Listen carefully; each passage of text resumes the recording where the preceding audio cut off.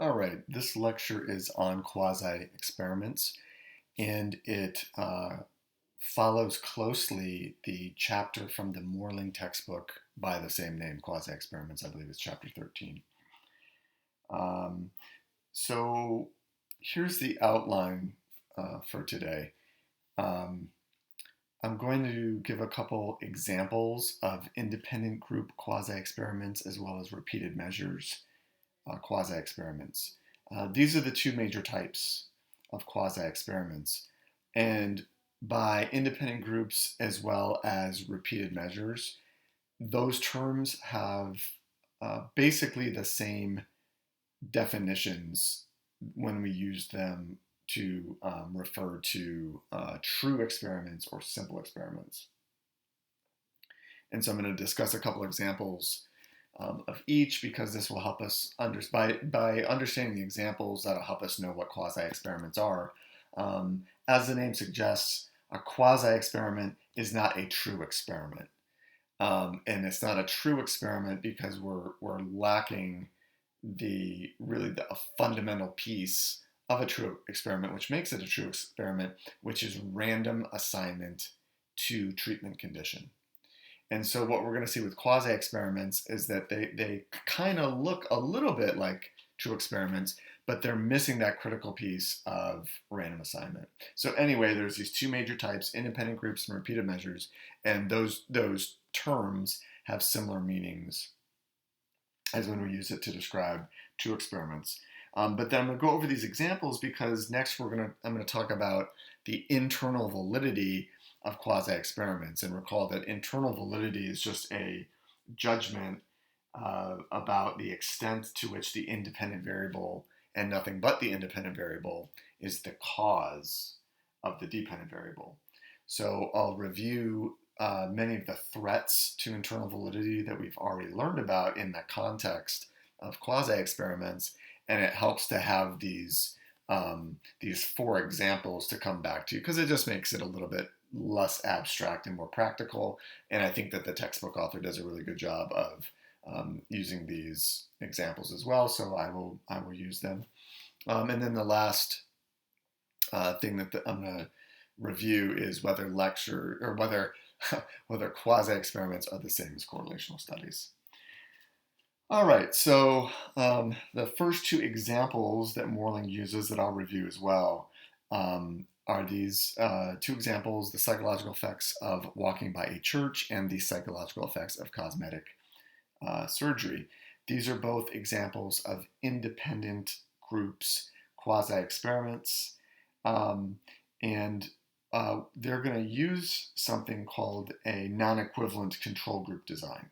Okay, a non-equivalent control group design. And this is ultimately where we have different participants at each level of the independent variable.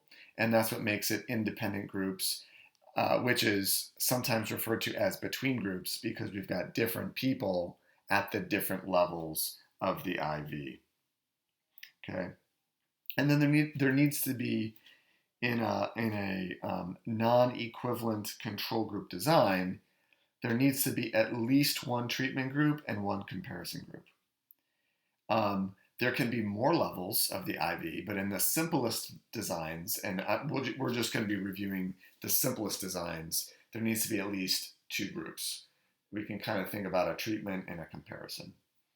All right. So just two levels, but that would be the most simple. You could have 3 levels or 4 levels, so multiple different comparison groups, but the simple would just be to have 2.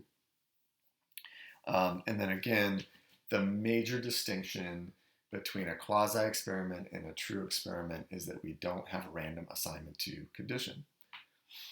Okay, so let's go over some examples. So this is what a non-equivalent control group looks like, particularly a non-equivalent control group design that is a post-test only. So what we have is different participants in that are participants in the two different levels of the independent variable. And in more complex designs, there can be more levels. Instead of just having 2 groups, there can be 3 groups or 4 groups. But in a very simple, the most basic design, we've got a treatment and a comparison. but in a true experiment, there's random assignment. So here there is not random assignment.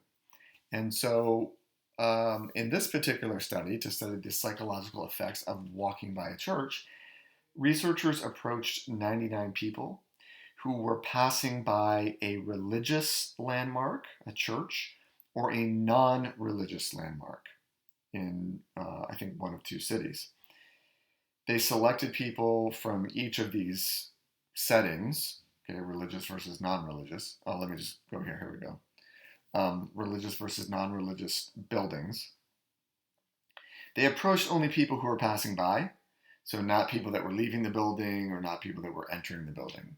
Okay, so that was kind of a way that they incorporated some amount of control. So it was only people that were passing by either building. They had each person complete a short questionnaire asking about how religious they were, their political views, attitudes toward a variety of social groups. So in other words, several different attitude measures were taken. Okay, so in the study, you can see that there is an independent variable.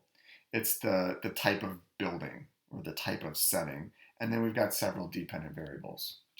So I'm going to use independent variable in the same way that we would as in a true experiment, but it's not, it doesn't have that exact same, oh, sorry, there should be an X here. It isn't that exact same feature of being an independent variable because there is no random assignment. I took away my X, but there should be an X there.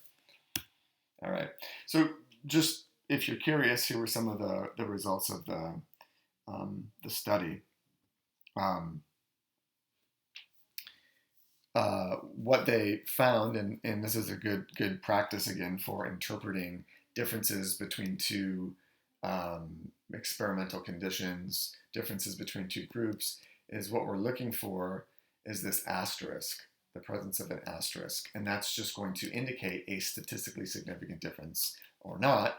And then if there's an asterisk, we can interpret that there is a significant difference between the groups. And so we see that there's no difference between the groups in their belief in God, but it turns out that people that walked by a religious building or landmark scored higher on religiosity, scored that they were more conservative versus more liberal, no difference on warmth towards Christian.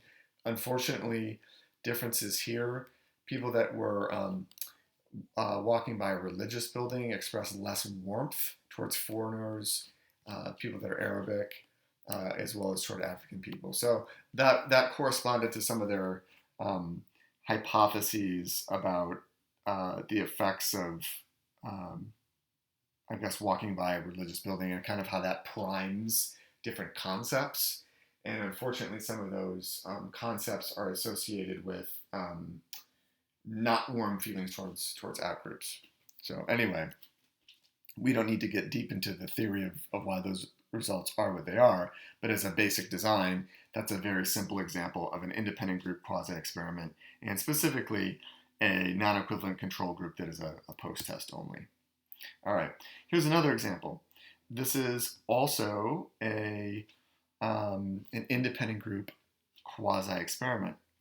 And so these are researchers that were interested in understanding the psychological effects of cosmetic surgery. So among the major reasons that people get an elective plastic surgery is to increase their feelings of self-esteem and to enhance their self-image. So these researchers wanted to say, like, well, so does that happen? Does it work after you get the surgery? Do you feel more self-esteem? Do you feel better about yourself? So it's important to know that random assignment is obviously not possible. It's not really ethical to say, hey, let's randomly assign people to either get an elective plastic surgery or not.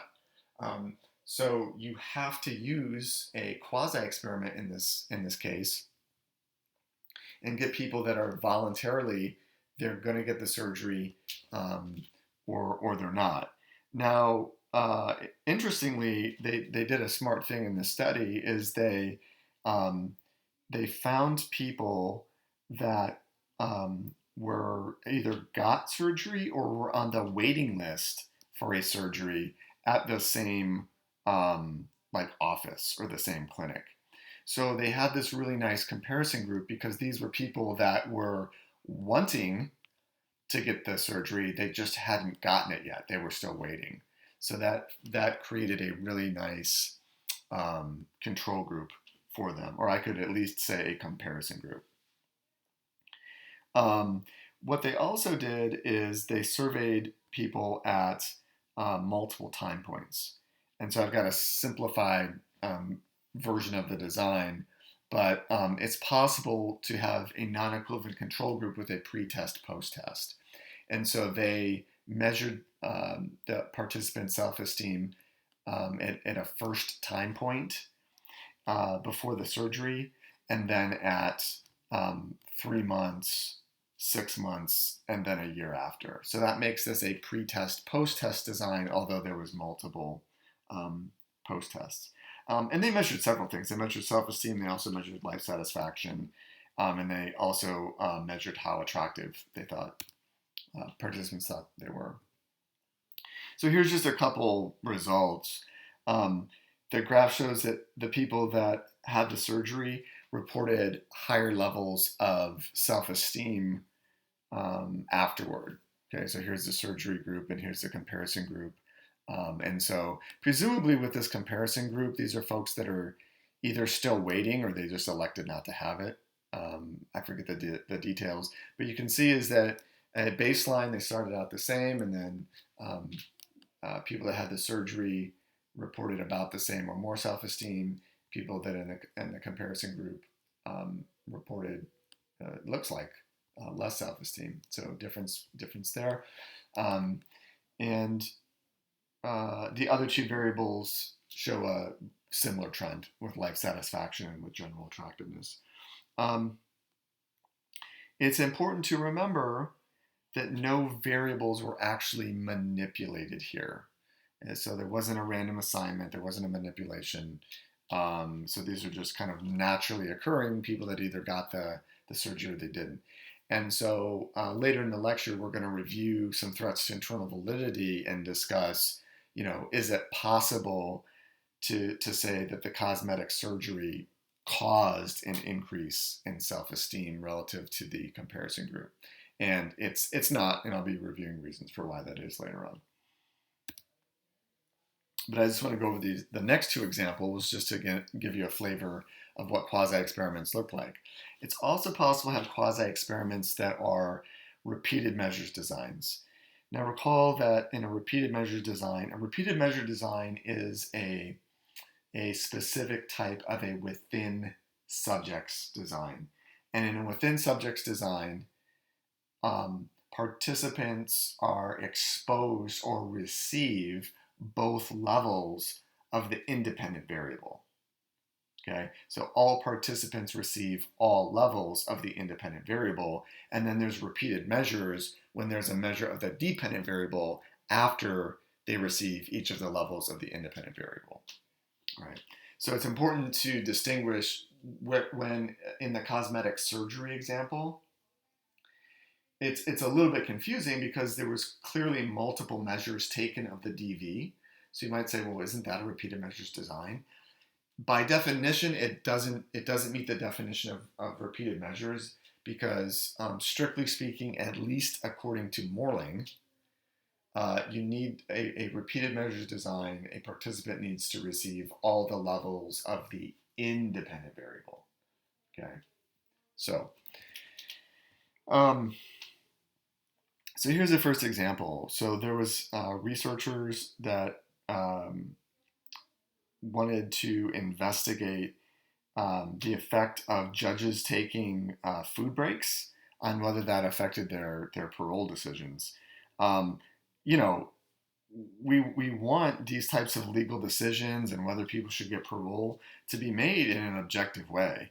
And we wouldn't want there to be like extraneous factors that would influence a judge's decision, like something as arbitrary as just like, hey, if you have a snack, if you have some food, would that would you be more versus less likely to grant parole? Like that would seem problematic. We would hope a judge wouldn't be influenced by a factor like that. But indeed, these researchers had reason to believe that judges, the judgment of these judges, uh, would be affected by simply having food and taking a break. And so they did a study. This was actually done in 4 major Israeli prisons. And they found that requests for parole were rejected about 65% of the time on average. Interestingly enough, though, whether or not the prisoners, whether their case came before the judge, um, and whether that was before or after they had a break, made a big difference in the parole that they were given. And so what you see here on the x-axis here is the time of day, and so basically kind of like the ordinal position in which the cases were reviewed. And then on the y-axis is the proportion of favorable parole decisions corresponding to basically like the time of day. And so this was averaged across several judges. And then we've got these vertical dotted lines that indicate when the judges took a food break. And so this actually makes this design an interrupted time series design, okay, an interrupted time series design. And this is what we have is participants are measured repeatedly on a dependent variable. In this case, their parole decision, favorable or unfavorable, yes or no, before, during, and after an interruption caused by some event. Okay, in this case, a food break. So this is an interrupted time series design. So let's just look at the results. This is the proportion of favorable decisions. So the first cases of the day, the first ones that judges review, more favorable decisions, more likely to grant parole, and then increasingly, up until that first snack break, you can see that they become a lot more strict and they become a lot more willing to deny parole all the way down here to say, until that food break, they're actually denying most cases. So what's happening? Well, maybe they're getting hangry. Maybe they're getting grumpy. But then there's a food break. And then those cases that are immediately reviewed after the food break, more favorable. But then what happens? There's a drop off. Judges get grumpy, food break, oh, they're happy again, more favorable, and then it drops off, and there's a pretty big effect towards the end of the day. So they're likely getting cognitively fatigued. Um, um, and that was kind of the explanation that was given by the researchers, is that this break and actually getting the food, some mental rest, the food restores glucose levels, they can concentrate better. So it could be, I don't know all the details here, we're just trying to understand the design, not really the theory, but it could be, cognitive energy, it could be, and if it's cognitive energy, the interesting thing there is that like the default, like the cautious or safe thing to do is probably deny parole. And so if you're going to give a favorable, you really probably have to like really scrutinize the details of the case and be confident that it's the right thing to do. So that requires a certain amount of cognitive, just not physical energy, but we could say like cognitive effort and expenditure. It could be mood related. I don't know that. I'm speculating, but the judges are getting in a grumpy, I believe it's known as hangry mood, and that could influence the judgment. At any rate, what we have here is an interrupted time series design, multiple measures on the dependent variable that are taken before, after, and in between these interruptions caused by the food break. Okay, here's the second example of a repeated measures quasi-experiment. And so what we have here is a non-equivalent control group interrupted time series design. So it's that same time series design, except with the judges in the parole cases, we really just had one group. Here we've got two groups. Okay, so we've got a non-equivalent control group. And so what the researchers were looking at here was trying to understand the Affordable Care Act. And so in 2010, the federal government enacted the Affordable Care Act, and that required all citizens to acquire health care insurance or face fines. But 4 years earlier in Massachusetts, a similar policy had been implemented. So Massachusetts was the only state to basically have a state version of something similar to an Affordable Care Act that mandated that their citizens acquire health care. And so, it's like, well, we want to know if this works. Is this going to be a good thing? And one particular outcome or metric that researchers investigated was the percentage of people that were unable to see a doctor due to cost. The idea is that if you have insurance, you've paid for the insurance, and then when you have insurance, you're not strictly paying, out of pocket. You've got the insurance. You pay for the rates, the insurance rates. So it should make healthcare services more affordable, and therefore people should be able to see healthcare providers and not be encumbered by the cost. And so a team of researchers wanted to evaluate whether the Massachusetts law made different. They compared that to neighboring states. They ended up getting data from quite a few. They called them non-elderly adults, so close to 200,000. Some of them lived in Massachusetts. Some of them lived in the neighboring New England states. The neighboring New England states didn't have the health insurance requirements, of course, so it made it a good comparison. And so what the figure shows is that among the states without the healthcare law, foregoing medical care increased ever so slightly over the years. Okay, so these are people that they did not necessarily have insurance. Some of them might have, some of them didn't. And this is a number of people that just say, well, I just didn't go to the doctor, it costs too much. What they were able to show is that in Massachusetts, there's that trend was not present, so that there's even a reduction over those years after the law was implemented. Okay, so again, this is a non-equivalent control group interrupted time series design.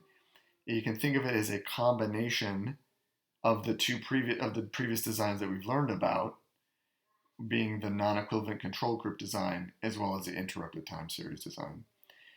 So in this example, the independent variable was studied as both a repeated measures variable and an independent groups variable. Okay, so there we go. So anytime that a researcher wants to demonstrate a cause and effect relationship between two variables, and you have to address concerns related to internal validity. Quasi-experiments are subject to the same threats to internal validity that true experiments are. Due to their designs, sometimes you're able to address these effects. But this will be a good review of some of the threats to internal validity that we've learned about in previous lectures. But we will talk about these in the context of a quasi-experimental design.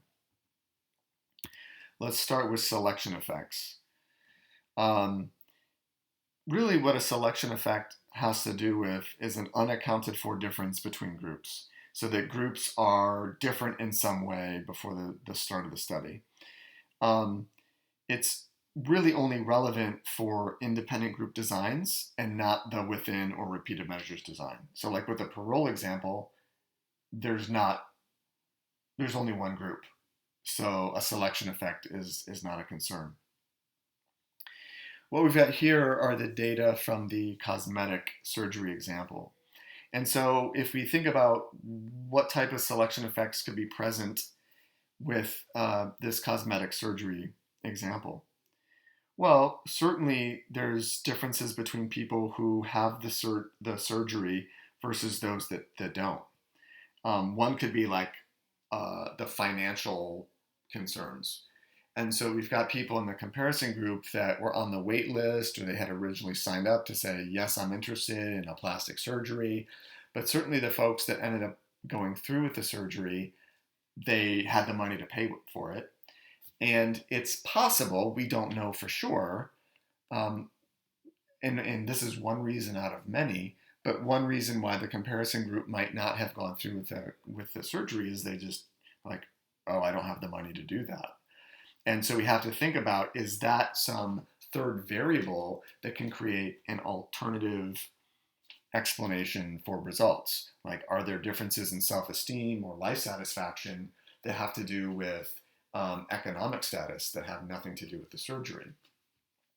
One way to get around that, you might recall creating matched groups.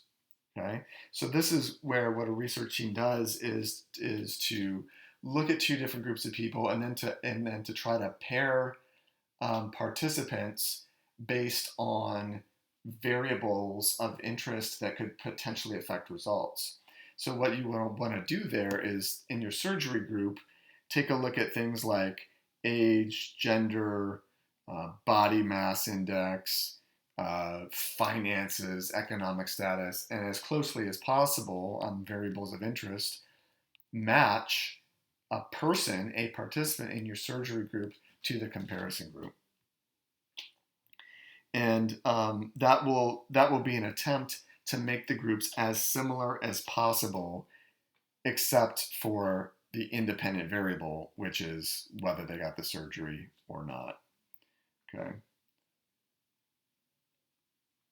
So we can say that in these types of designs, and particularly in a quasi-experiment design, selection effects are likely to be present. We're not randomly assigning people to condition, so we really have to think about, are there differences between people that end up electing to have the surgery versus people that don't, and could that create a threat to internal validity regarding esteem or life satisfaction or something like that. Okay, so using a matched groups design, that technique might help eliminate some of the threat to internal validity that is caused by selection effects. Okay, next one would be design confounds. So really, when we're talking about design confounds, these would be outside variables that accidentally or systematically vary with the levels of the IV. So for instance, we could ask, what if the cases in the parole study were systematically less serious right after the breaks? So recall that the finding here is that it was more likely for judges to grant a favorable decision to say, yes, you get parole right after the break. And what we want to say is that that was due to the food break, the mental rest, the food in the belly. But what if it was due to some other factor, like the cases were just different? Like maybe who's ever this case manager and who is presenting the cases to the judge is systematically saying, okay, we're going to give kind of easy cases when you start, and then we're going to move to difficult cases and then take a break, and then we're going to kind of start over that process. I'll give you the easy cases, we'll just kind of breeze through these, and then we'll save the tough ones for the end. Well, that could be a design confound, in which case it had nothing to do with the food, and it just has to do with that serial position or that ordinal position of kind of clear-cut, easy, favorable cases versus not, like less serious crimes versus serious crimes. Well, the research team is, of course, they're thinking along these lines. They're very careful to look into this possibility and, to make sure that the seriousness of the cases are equivalent on average, and it wouldn't systematically vary by time period. Okay, three other threats, especially when we have like a pre-test, post-test, or we've got these multiple measurements on a dependent variable. So With maturation, regression, and attrition, because we're taking these multiple measurements and we can think about a pretest and a post-test, there can be change that happens over time, and it has nothing to do with the independent variable. It could just be a change that happens over the passage of time. That's exactly what we mean with the maturation um, threat, is that people just kind of naturally or spontaneously change. So in the cosmetic surgery example that we have here, because there is a pre-test and then these several post-tests, there's a possibility of a maturation threat. Maybe participants who had surgery, maybe they do improve over time in self-esteem and life satisfaction, but is that due to the surgery, or would we see that improvement just due to maturation? That when people were thinking to themselves, hey, I really need to get a cosmetic surgery because I'm not so happy with myself, maybe their life just gets better and they're feeling more self-esteem. Okay, it's like I'm not dating anybody right now, but then over the course of the time that they got the surgery, they did, and that didn't have anything to do with them being more attractive. It just they started dating somebody. So things like that. Fortunately, this design, because it had a comparison group, rules out that maturation threat. Because if maturation was an issue, we might expect the comparison group to also have this increase in self-esteem over time, and that didn't happen. So we can rule out the maturation threat because of the comparison group, and that's going to be a consistent theme with all these threats. It's because there's a comparison group, we can rule out the threats. What about regression to the mean? You'll recall that regression to the mean happens when people just move back to their natural average. So again, maybe people originally thought, yeah, I should get this plastic surgery because I'm really just not happy with how I'm looking right now, or there's some issue, and they made that decision to get the surgery at like their lowest point of self-esteem. Well, not due to the surgery, but just over the passage of time, people just regress back to their true feelings about themselves. Okay, they regress to their average, they regress to their mean. So it's not an effect of the surgery as much as this is a change that we would have expected because people were just feeling less good about themselves, and that's why they signed up for the surgery in the first place. Again, here too, we can see that regression to the mean is not really an issue.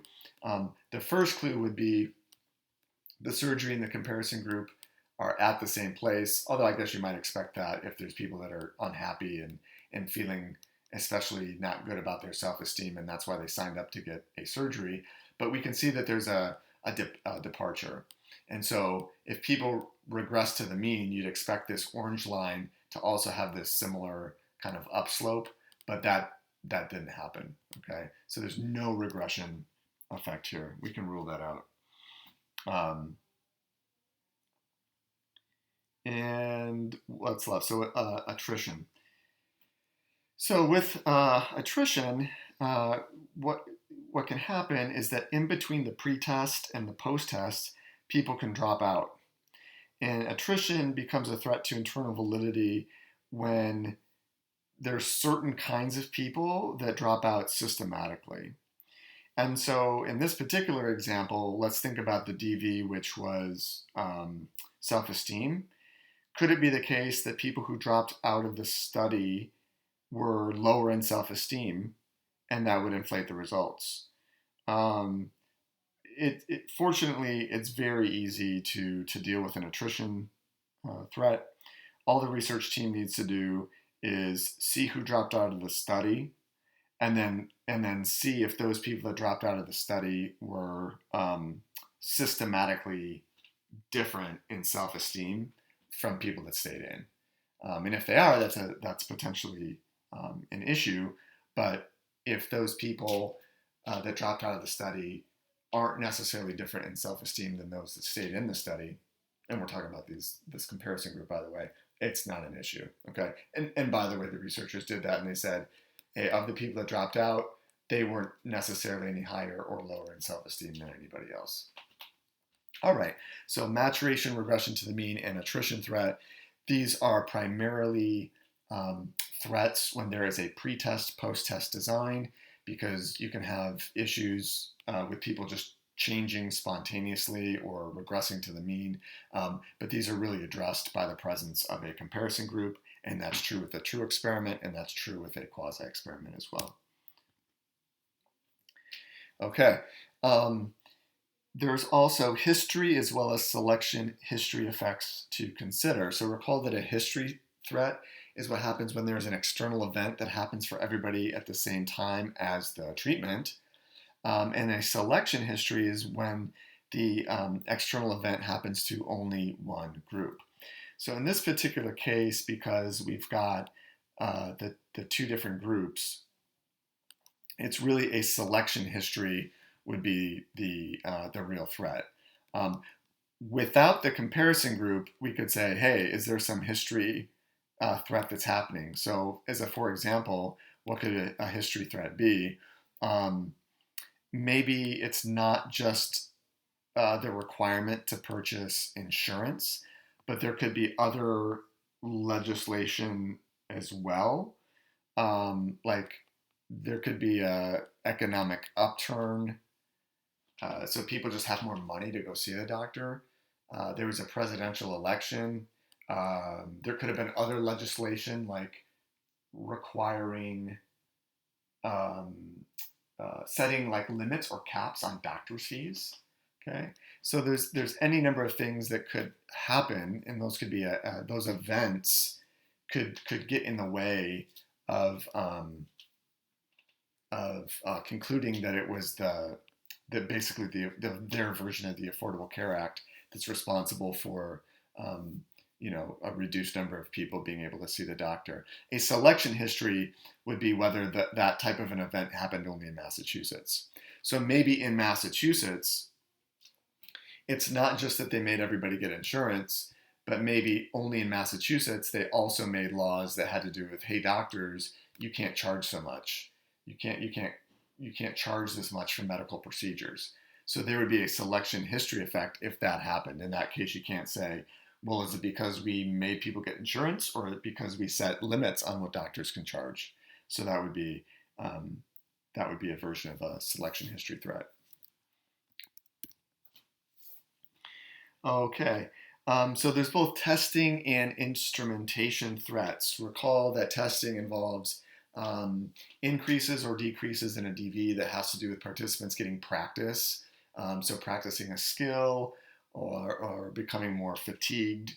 And so again, this type of a threat is only really relevant when participants are measured more than once. And in an instrumentation threat, that refers to a change in the measuring instrument or the use of an instrument. Okay, so recall that testing effects really have to do with changes in the participants, whereas instrumentation is a change in how the measuring instrument is used. And that's very important when when judges are making ratings. We've previously talked about judges being the researchers themselves and trying to code behavior, and they use a set of like a rating scale or behavioral criteria in a different way. Well, interestingly, you can kind of think of this parole study as a kind of a novel instrumentation effect. So what we have here is the measuring instrument in this case are the judges. They're the measuring instrument, and we see that as measuring instruments, they're clearly changing. And so there's instrumentation happening, but it just turns out that was the phenomenon in and of itself, which is kind of interesting. Okay, so instrumentation is, you could think of a similar thing as let's just say we've got researchers that are measuring that are in a school and they're measuring children's behavior at different points in the day, and the researchers themselves, because of their own fatigue or taking a break or whatever, end up being more versus less observant, more versus less accurate. So we're really talking about the phenomenon itself was the judges changing the way that they're making their assessment. So the phenomenon itself is demonstrating this instrumentation effect. Okay. Observer bias, domain characteristics, and placebo effects are threats, just like in true experiments and quasi-experiments as well. And so the same types of protocols need to be put in place. So for instance, in order to reduce observer bias as well as demand characteristics, you can implement things like double-blind designs. Now, it turns out that observer bias in this case, which would be researchers' expectations influencing the results, probably a non-issue. And the reason is because it's a self-report. So participants themselves filled out their self-report of their self-esteem and their life satisfaction. So it would be difficult for researchers' expectations to influence the results. And two, we're talking about something fairly objective, is like you have the surgery or you don't. It could be the case that there are, and again, demand characteristics, it's very clear what the hypothesis is, I suppose. Maybe that's a possibility here. I mean, they might know it's like, okay, well, I'm getting the surgery, I'm waiting for it. Now I'm being asked all these questions about my self-esteem. I know I'm supposed to say that I feel better, or that I feel better about myself. So that's potentially an issue. What about a placebo effect? Yeah, I mean, you could say that this study participants might be susceptible to a placebo effect. So people who have a cosmetic surgery are usually aware that they chose to undergo the procedure in order to feel better about themselves. And so it might not be at all surprising that they increased their self-reported self-esteem.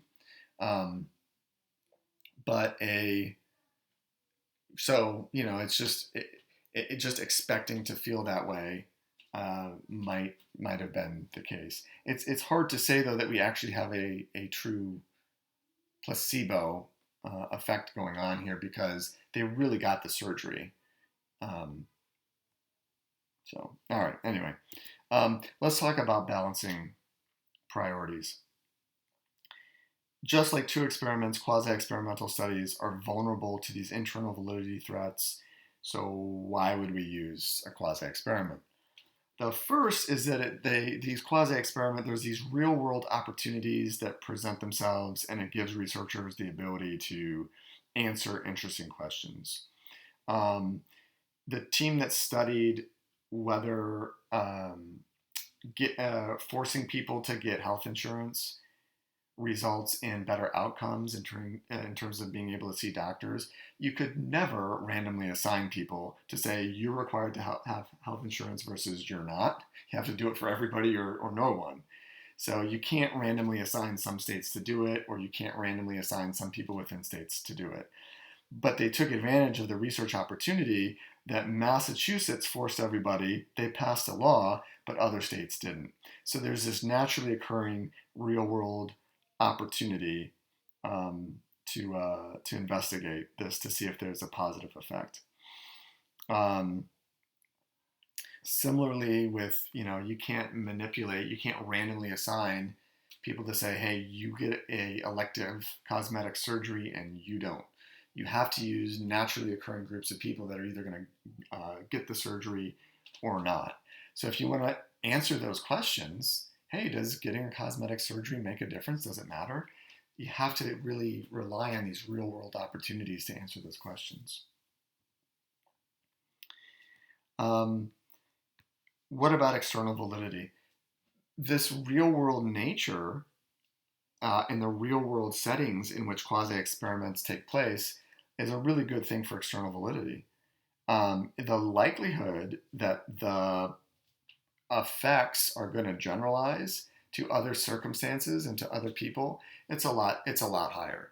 So we're not asking people to imagine how would you feel if you got a cosmetic surgery. We're having people, and yes, it's a particular group of people at a particular clinic or office. There's going to be aspects of the people in that particular study that maybe aren't the same as people from different parts of the country or different parts of the world. Or, yeah, does it depend on the type of cosmetic surgery? All of these questions are valid. But you can see that there's still a lot, it's a lot different than, say, taking this into a laboratory and say, hey, or just a questionnaire or a survey, say, hey, imagine that you got that elective surgery. So much stronger external validity. Same thing with just the people walking by the church versus not. You're not bringing people into a laboratory and having them look at pictures of churches. They're actually out in the world doing it. So higher external validity. Certainly ethics is an issue. Just like saying you can't randomly assign people to have health insurance or not, to get the cosmetic surgery or not. It would be unethical to do those things. So quasi-experiments balance these ethical issues and are truly they're the only ethical option for studying some of these questions. So in terms of construct and statistical validity, usually quasi-experiments are really strong for construct validity of the independent variable. Again, going back to the religious landmark, people really did or didn't walk by a church. In the judicial decision-making study with the parole, the judges really did get a food break, okay, or didn't. So it's a really strong and clear manipulation, or we can at least say different levels of the independent variable. In terms of statistical validity, we're going to interrogate that the same way and just ask how large group differences are between the groups. And it would be the exact same question: how big is the effect size, and is the difference statistically significant? So statistical validity would be interrogated in the same way, looking at differences between groups. The last thing that we're going to consider is whether quasi-experiments are the same as correlational studies. It's true that they can look very similar, and they share several characteristics in common.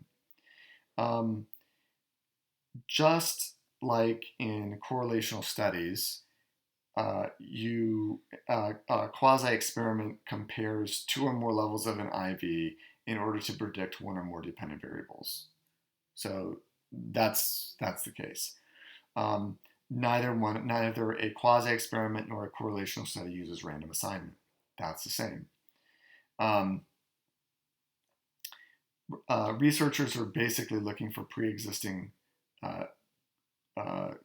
In a quasi-experiment, researchers are, as well as correlation, researchers are looking for pre-existing groups to study. So the independent variable is not exactly manipulated. In contrast, though, to the experimental studies, researchers conducting quasi-experiments use a variety of techniques to try to enhance internal validity. And so in that respect, they're a little bit stronger in terms of their ability to make causal claims. So, for instance, in correlational studies, researchers just select people like a large questionnaire study, and are just trying to measure two variables and test the relationship between them.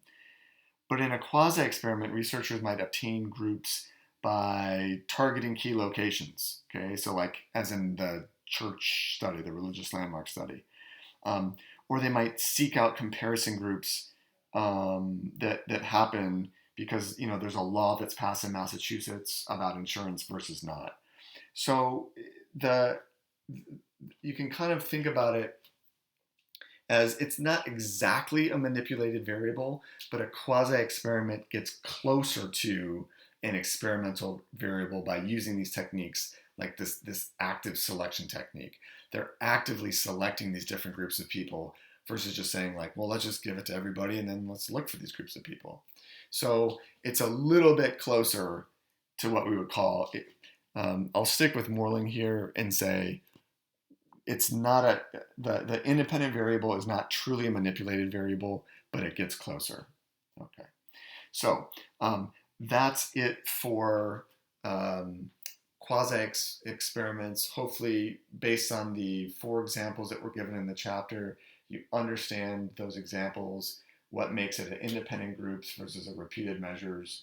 After reviewing the threats to internal validity, it's a good refresher on internal validity, and you know how to interrogate internal validity or in the context of a quasi-experimental design, and just thinking about why some of those things are likely to be concerns or not.